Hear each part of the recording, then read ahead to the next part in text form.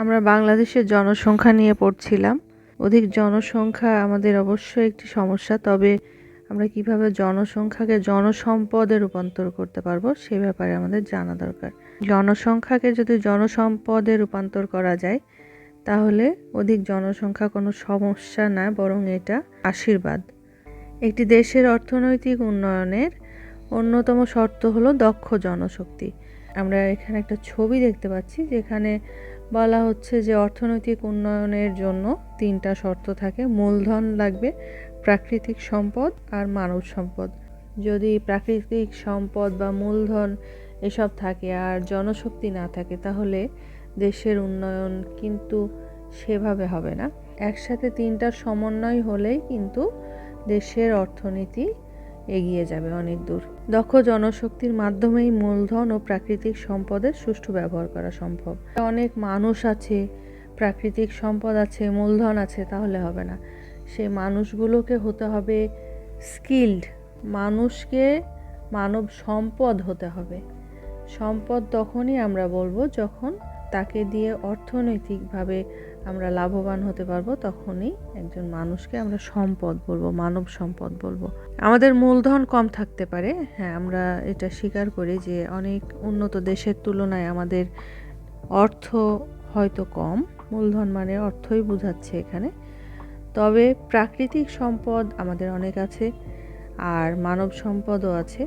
এই 2 সম্পদকে কাজে লাগিয়ে কিন্তু অর্থনীতিকে আরও এগিয়ে নিয়ে যেতে পারি।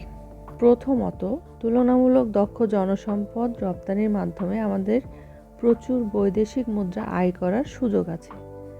হ্যাঁ, আমরা এটা করে থাকি। আমাদের দেশের প্রচুর মানুষ বিদেশে কর্মরত, যারা আমাদের দেশকে অর্থনৈতিকভাবে সমৃদ্ধ করছে।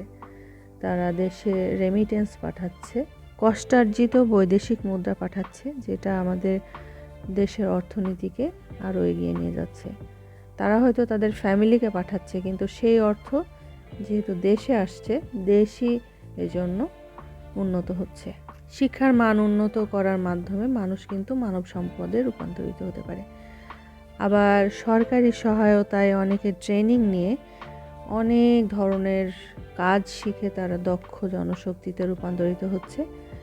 তারপরে কারিগরি প্রশিক্ষণ কেন্দ্রে বিভিন্ন কাজের প্রশিক্ষণ নিয়েও কিন্তু মানুষ দক্ষতা অর্জন করছে।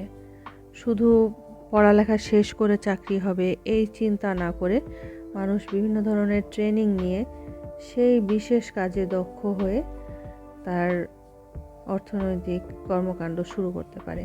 নানা ধরনের যন্ত্র আমাদের প্রতিদিনের প্রয়োজনের একটা অংশ হয়ে গেছে, যন্ত্রের ব্যবহার, এবং সেই যন্ত্রগুলোর সার্ভিসিংয়ের দরকার হয় প্রায়। ধরে নিতে পারি মোবাইল আমাদের খুব জরুরি একটা, এখন সবার কাছে থাকে মোবাইল। মোবাইল নষ্ট হচ্ছে, মোবাইল ঠিক করতে যেতে হচ্ছে কারো কাছে, বা ঘরের যে কোনো ধরনের যন্ত্রপাতি নষ্ট হলে ঠিক করতে যেতে হয়। তো যারা এই সার্ভিসগুলো দেয় তারা কিন্তু বিশেষভাবে যে অনেক পড়াশোনা শেষ করে তারা এই কাজে এসেছে তা না। তারা কিছু ট্রেনিং নিয়ে এই কাজগুলোতে দক্ষতা অর্জন করে এই সব কাজে তারা মানুষকে সাহায্য করছে এবং তারা ইনকাম করছে। জনসংখ্যা তো বেশি আমাদের দেশে, কিন্তু সেই জনসংখ্যা যেন আমাদের উপরে চাপ না হয়ে যায়। তারা কিভাবে খুব সুন্দরভাবে বেঁচে থাকতে পারে সেজন্য কি কি পদক্ষেপ নেওয়া যেতে পারে সেগুলো আমরা দেখি। জনসংখ্যা সমস্যার সমাধান কি হতে পারে? আমাদের মৌলিক চাহিদার প্রথমে আছে খাদ্যের চাহিদা। খাদ্যের উৎপাদন বাড়াতে হবে। মানুষের প্রথম চাহিদা যেটা, সেটা পূরণ করতে হবে আমাদের। মানুষকে বাঁচিয়ে রাখতে হলে সবার আগে খাদ্যের উৎপাদন বাড়াতে হবে। বাসস্থান, মানুষের তো থাকার জায়গা দরকার, আর সেজন্য যদি সরকারি বেসরকারি পর্যায়ে বিনিয়োগ বাড়ানো যায় বাড়িঘর নির্মাণের জন্য, তাহলে তারা আশ্রয় পাবে, বাসস্থান পাবে। পরিবেশ দূষণ রোধ করতে হবে। অতিরিক্ত জনসংখ্যার কারণে পরিবেশের দূষণ বাড়ছে প্রতিনিয়ত। তো জীবনযাত্রার মান বৃদ্ধি করতে পরিবেশের দূষণটা কমাতে হবে, কারণ পরিবেশ দূষিত হলে মানুষ নানা রকম অসুখে পড়ে যায়, নানা রকমের রোগ লেগে থাকে মানুষের মধ্যে। তো দূষণটা রোধ করতে হবে, কিভাবে করা যায় সেই চিন্তা আমাদের সবার করা উচিত। স্বাস্থ্য, রোগ প্রতিরোধে বিভিন্ন টিকা এবং স্বাস্থ্যসেবা প্রদানে সরকারি সহায়তা বাড়াতে হবে। আমরা জানি আমাদের দেশে 6টা মারাত্মক রোগের সরকারি ফ্রি টিকা দেওয়া হয় এবং এর পাশাপাশি জন্মের সময় এগুলো দেওয়া হয় এবং এর পাশাপাশি অনেক সরকারি টিকা দেওয়া হয় যেগুলোর মাধ্যমে যেন দেশের মানুষ কমন কিছু ডিজিজ থেকে মুক্ত থাকতে পারে। এবং এখন বর্তমান পরিস্থিতিতে সবার কাছে একটা টিকা পৌঁছে যাচ্ছে, যেটা বিশ্বব্যাপী এক মহামারী। সেই টিকাও সরকারিভাবে ফ্রিতে আমরা পেয়েছি। আর এভাবেই সরকার কিন্তু মানুষের স্বাস্থ্যের দিকে বেশ নজর রাখছে। শিক্ষার ব্যাপারটা আমরা দেখি, শতভাগ সাক্ষরতার হার নিশ্চিত করতে হবে।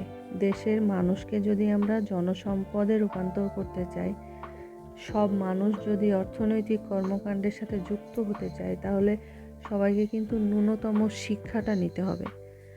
আর শিক্ষার মান বৃদ্ধি করার জন্য প্রয়োজনীয় পদক্ষেপ নিতে হবে সরকারকে। দক্ষতার উন্নয়ন, শুধু উচ্চশিক্ষা না, তার পাশাপাশি আমাদের বিভিন্ন ধরনের ট্রেনিং, কারিগরি শিক্ষার উন্নয়ন করতে হবে, যেন মানুষ শুধু পড়ার বইয়ের মধ্যে সীমাবদ্ধ না থেকে কিছু প্র্যাকটিক্যাল ওয়ার্ক করতে পারে, যেটার মাধ্যমে তার দক্ষতা বাড়ে। বাণিজ্যিক ভারসাম্য, আমদানির তুলনায় রপ্তানির পরিমাণ বৃদ্ধি করতে হবে। যে কোনো দেশের অর্থনীতিতে যদি আমদানি বেশি হয়, তাহলে কিন্তু সেই দেশের অর্থনীতি ক্ষতিগ্রস্ত হয়।